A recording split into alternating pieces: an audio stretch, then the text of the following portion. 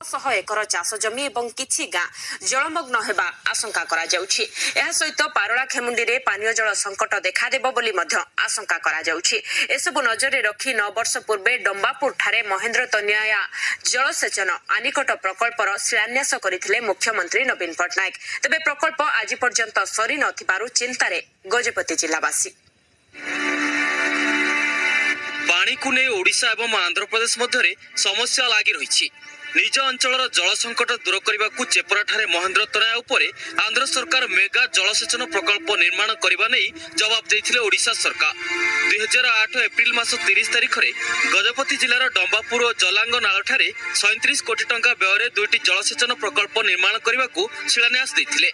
यह 1 वर्ष मध्य शेष हो कार्यक्षम हेबो बोली कुहा जायथिला, किंतु 9 वर्ष पर भी प्रकल्पर 50 भाग निर्माण कार्य सरीनी। प्रोजेक्ट काम ऑलरेडी कंप्लीट है।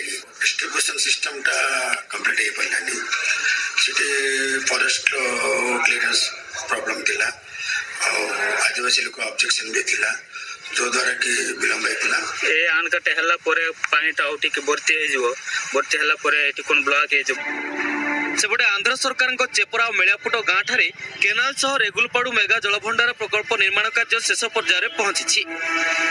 रायगढ़ गोसाणी ब्लॉक सह पारलाखेमुंडी सहर संपूर्ण भाव प्रभावित हेबो। एपरि स्थले ओडिशार स्वार्थ को दृष्टि रखी राज्य सरकार डंबापुर जलसेचन प्रकल्प कार्य तुरंत शेष करी कार्यक्षम करने को अंचलवासी सरकार को अनुरोध करिसेंती।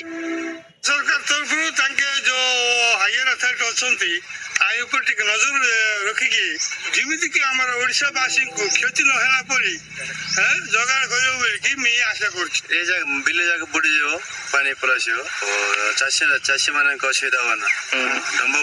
डंबापुर आणकट आम भी तैयारी कले इमती असुविधा पड़ना।